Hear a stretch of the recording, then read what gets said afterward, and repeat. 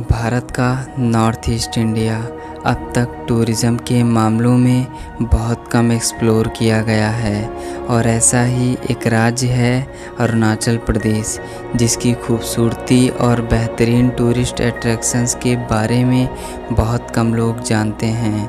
हिमालय के खूबसूरत नज़ारों से भरा यह प्रदेश उगते सूरज को सबसे पहले सलाम करता है। भूटान, तिब्बत और म्यांमार की सीमाओं को छूता हुआ अरुणाचल प्रदेश घूमने के लिए सबसे अच्छी जगह है। आपको हमेशा एक ऐसी जगह की तलाश रहती है जहां आने वाले लोग कम हों और सुकून ही सुकून हो। यकीन मानिए, यहाँ बिताए गए समय को आप कभी भूल नहीं पाएंगे। नंबर 1, तावांग। तावांग अरुणाचल प्रदेश का एक खूबसूरत इलाका है जिसे प्रकृति ने बेहद खूबसूरती से नवाजा है। तावांग पर्यटन स्थल को दलाई लामा की जन्म स्थली के रूप में भी जाना जाता है। तावांग शहर अपने शानदार बौद्ध मठ के लिए पूरी दुनिया में प्रसिद्ध है। 300 साल पहले बने इस मठ को बौद्ध भिक्षु अंतर्राष्ट्रीय धरोहर मानते हैं। इसको दुनिया का दूसरा सबसे बड़ा मठ भी कहा जाता है। इस मठ में गौतम बुद्ध की 7 मीटर ऊंची स्वर्ण प्रतिमा है और इस मठ की दीवारों पर की गई खूबसूरत चित्रकारी लोगों को बेहद आकर्षित करती है। इस मठ से पूरी तवांग घाटी का खूबसूरत नज़ारा देखने को मिलता है। तवांग की झीलें इस शहर की खूबसूरती को और ज़्यादा आकर्षक बनाती हैं। यहाँ की नदियाँ और झरने पर्यटकों को अपनी ओर खींच लाते हैं। तवांग की शांति और सुंदर नदियों के पास अक्सर लोग घूमने फिरने और पिकनिक मनाने के लिए आते हैं।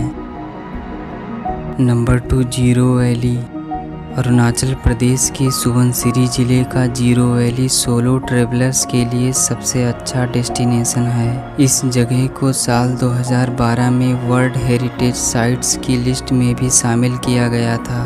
जीरो वैली तक पहुंचने के लिए डोलो मांडो के एक छोटे और खूबसूरत ट्रैक से गुजरना होता है। पहाड़ों से होते हुए घाटी तक पहुंचने का सफ़र बहुत ही सुहाना होता है। घाटी में घूमने और देखने के लिए बहुत कुछ है। चारों ओर हरियाली से घिरी इस जगह पर जाकर आपको अलग ही तरह का सुकून मिलेगा और इस जगह को आर्मी पुतु के नाम से भी जाना जाता है। यह खूबसूरत हिल स्टेशन हरे भरे जंगल और नदियों से भरा हुआ है। Number 3, Namdapha national park. Bharat में टोटल 106 नेशनल पार्क हैं, जिनमें सबसे ईस्ट में बना है नमदाफा नेशनल पार्क। अरुणाचल प्रदेश का यह नेशनल पार्क लगभग 2000 वर्ग किलोमीटर में फैला हुआ है और भारत का तीसरा सबसे बड़ा नेशनल पार्क है। इसलिए इसे देश के गायब होने वाले जानवरों और पौधों की प्रजातियों का घर भी कहा जाता है। इतना बड़ा होने के बावजूद भी इस नेशनल पार्क में जिप्सी की सवारी नहीं होती, बल्कि पैदल जाना होता है। इसके लिए आपको मियाओ फॉरेस्ट ऑफिस से परमिशन लेकर जंगल में जाना होता है। भारत में यही एकमात्र नेशनल पार्क है जहां तेंदुआ और हिम तेंदुआ दोनों देखने को मिलते हैं। इस पार्क में अरुणाचल के राजकीय पक्षी ग्रेट हॉर्नबिल का दिखना आम बात है। नंबर 4, बॉमडिला। हम भारतीय लोग गर्मियों की छुट्टियां बिताने के लिए हमेशा एक ऐसी जगह की तलाश में रहते हैं जहां घूमने के लिए बहुत कुछ हो और मन को भी शांति मिले। अरुणाचल प्रदेश का बॉमडिला शहर एक ऐसा शहर है जो यकीनन गर्मियों की छुट्टियां बिताने के लिए किसी स्वर्ग से कम नहीं। यहाँ की बौद्ध जनजातियाँ, तिब्बती विरासत और पहाड़ी नज़ारा आपकी यात्रा में 4 चाँद लगा देती है। इसके अलावा यहाँ बना एक बॉमडिला मठ भी है जो बौद्ध धर्म के एक खास रूप को पेश करता है। यह मठ 3 अलग अलग हिस्सों में बना हुआ है जो दूर से देखने पर ऐसा लगता है जैसे पहाड़ों के बीच किसी अद्भुत महल को बनाया गया हो। नंबर 5, ईटानगर। भारत में ऐसे कई पर्यटन स्थल मिल जाएंगे जो यकीनन एक अनुभव देते होंगे। इन्हीं जगहों में से एक है अरुणाचल प्रदेश की राजधानी ईटानगर। यहाँ के झरने, हरी भरी वादियाँ और आकर्षक पहाड़ अपनी सुंदरता की कहानी बयां करते नजर आते हैं, जिसे एक बार देखने और घूमने के बाद हर कोई यहाँ फिर से आना चाहेगा। ईटानगर में सबसे अधिक पसंद और घूमने के लिए कोई बेहतरीन जगह है तो वो है गंगा झील। शहर से लगभग 7 किलोमीटर की दूरी पर स्थित गंगा झील घूमने के लिए सबसे अच्छी जगह है। पिकनिक, बोटिंग और फोटोशूट के लिए यह जगह सबसे मशहूर मानी जाती है। नंबर 6, तेजू।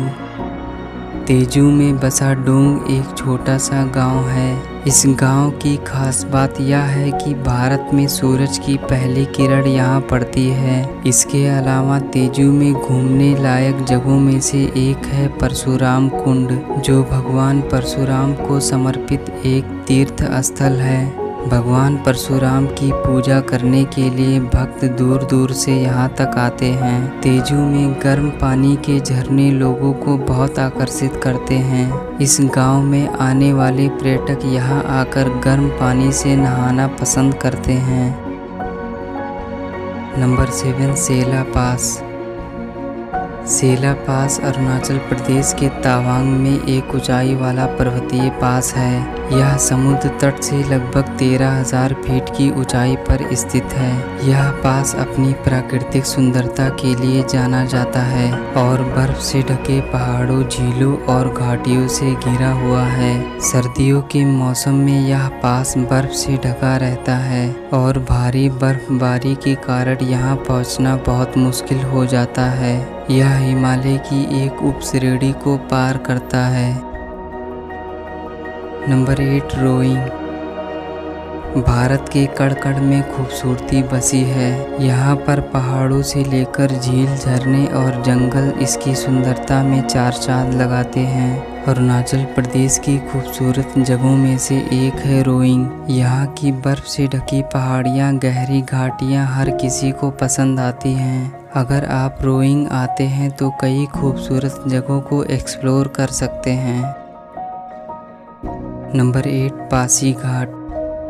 वैसे तो पूरा अरुणाचल प्रदेश घूमने के लिए बेहतरीन और खूबसूरत शांत जगह है, लेकिन घूमने वालों के लिए पासीघाट किसी स्वर्ग से कम नहीं। कहा जाता है कि यह गांव बादलों के ऊपर बसा हुआ है। यहाँ के खूबसूरत नज़ारे अक्सर लोगों को पसंद आते हैं। पासीघाट को अरुणाचल प्रदेश का एंट्री गेट या टूरिज्म गेट भी कहा जाता है।